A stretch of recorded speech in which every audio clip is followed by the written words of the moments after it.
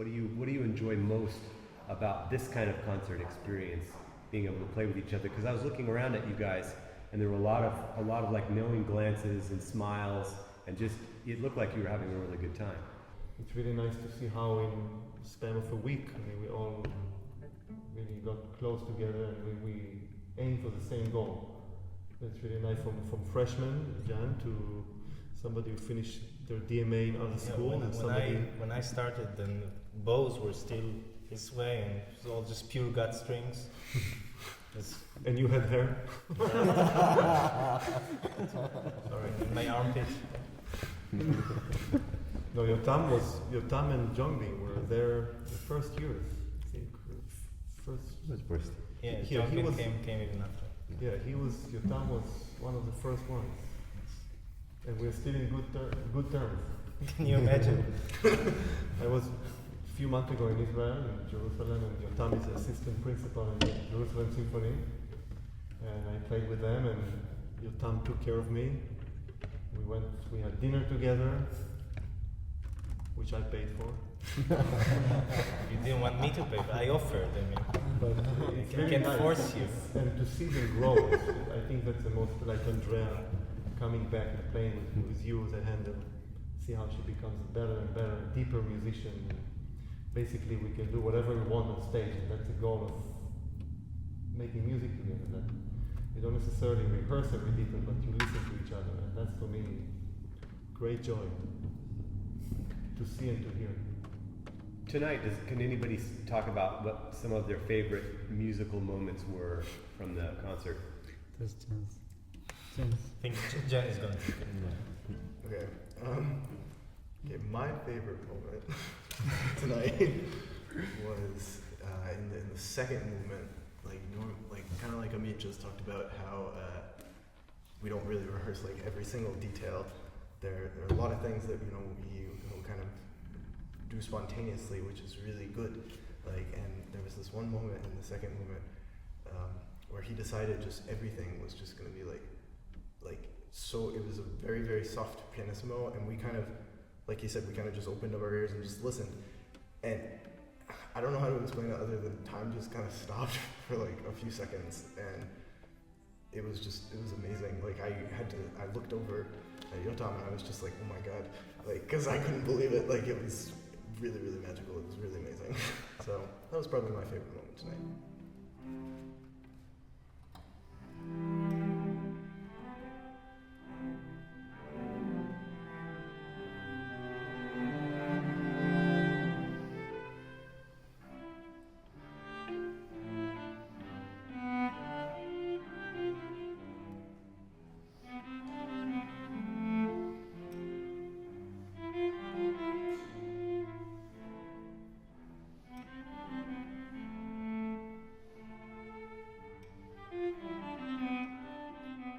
But I have to say, tonight it was more magical than the previous concert we did. I don't know why tonight it was.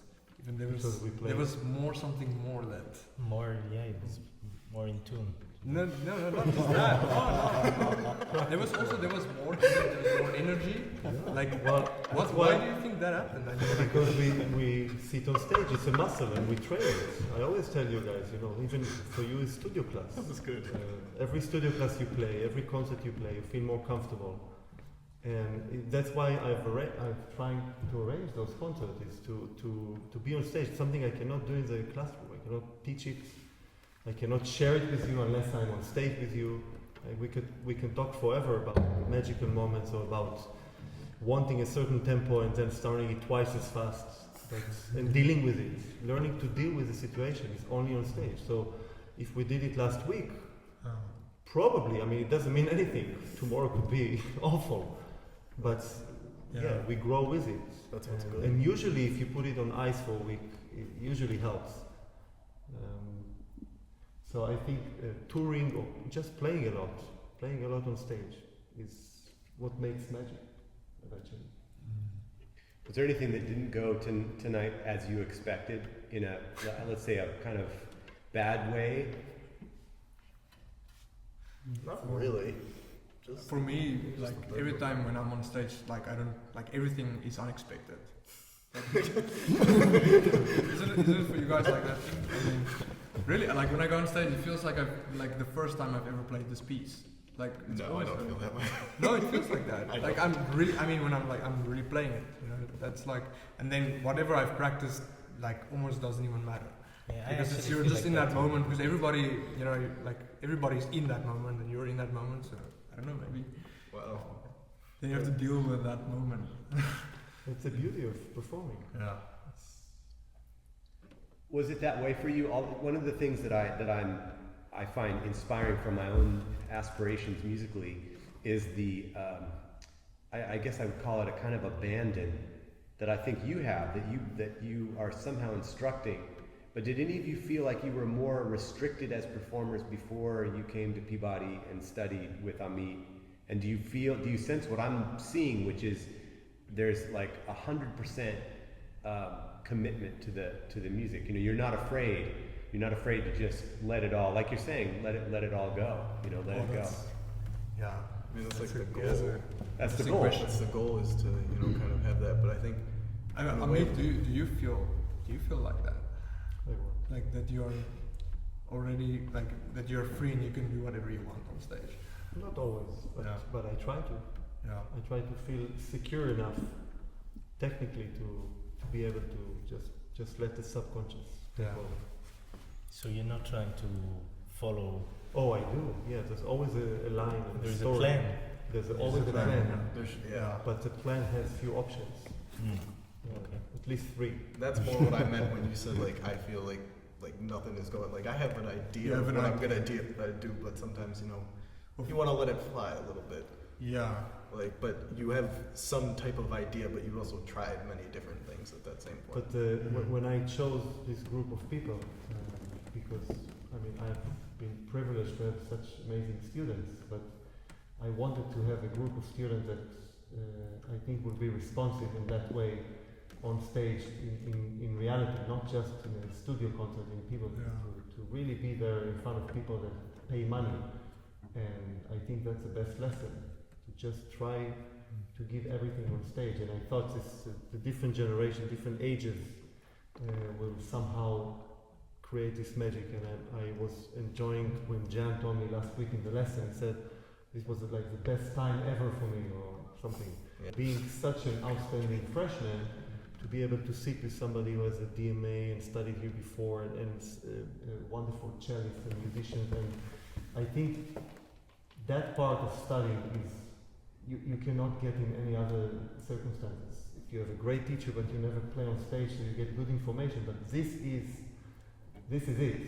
That's how you do it, and that's how I felt when I played with my teacher that was more experienced musician. I was shocked when people, first of all, when like quote unquote famous people make mistakes on stage. Oh, is it possible? I mean, I use them on CDs, it's perfect. No, they're human. They have blackouts, they make mistakes, but the few that live up the opportunity or the occasion on stage, there's magic. And then you learn the most important lesson is like you said, to let go on stage. I think it's the most important thing. Because people feel it. Public feel it right away. Where you go straight to the heart because you're completely sincere and honest and human in a way.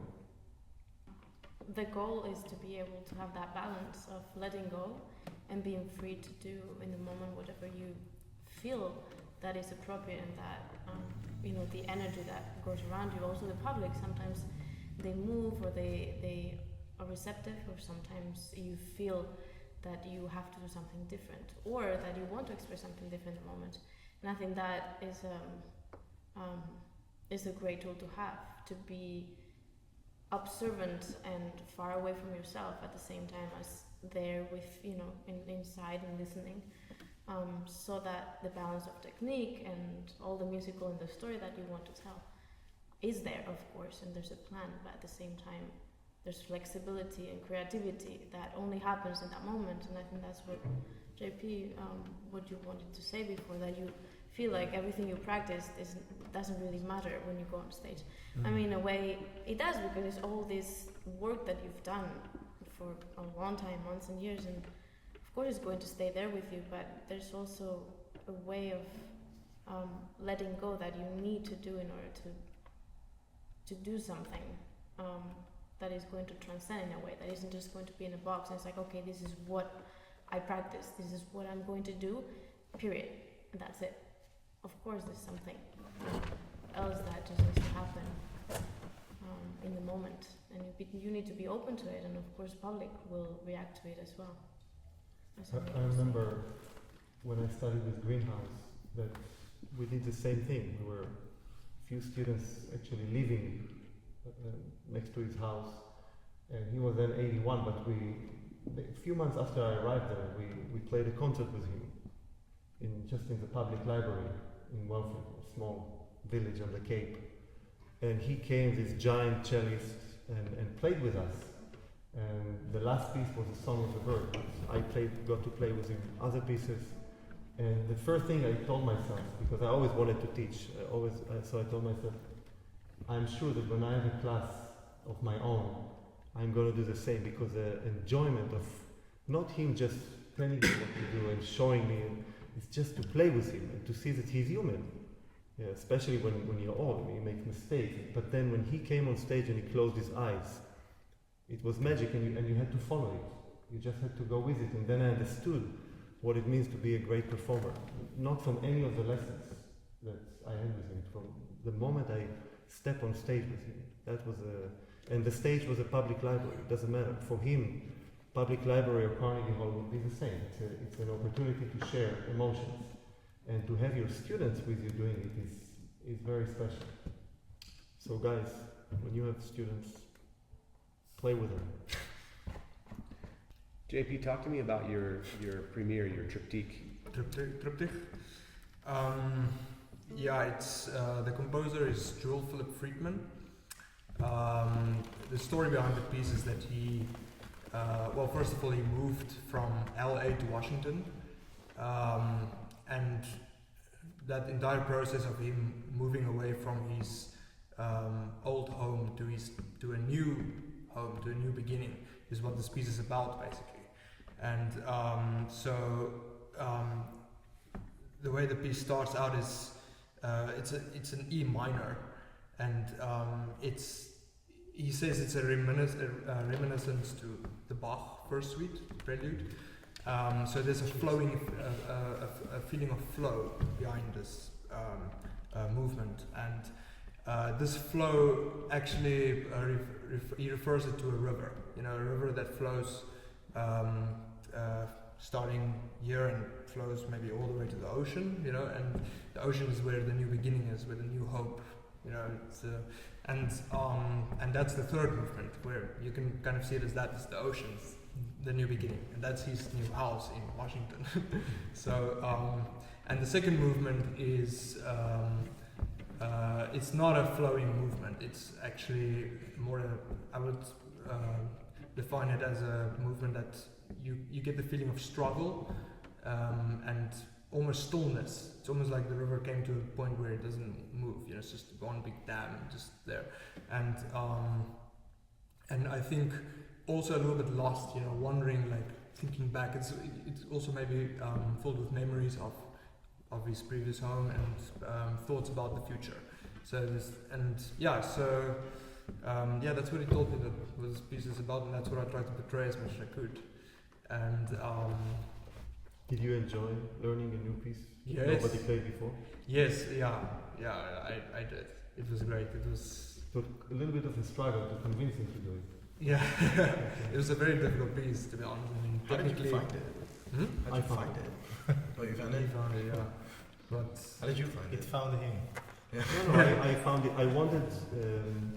I thought a lot, as you know. I always think about the program. I think it's very important what you present to the public. So I thought a lot about what pieces to play. So some duets with students, and of course to finish with something big like the Haydn. But I wanted to play a modern piece that is close to me, where I knew a composer and worked with on a piece.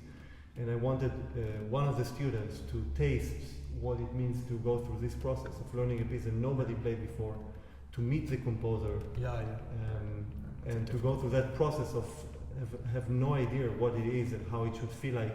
And then, of course, to have few concerts to play it, and then tomorrow he will be there Yes. to hear you. Yes. And this whole process, I think, educationally is really important. So I thought JP, with his imaginative mind and great ability on the cello, I thought this would be a good way for him to learn this process. Yeah. Thank you very much. Yeah. Well, thanks everyone. That's great. I mean, primarily for the concert and for this as well. Yeah, It's thank you. amazing.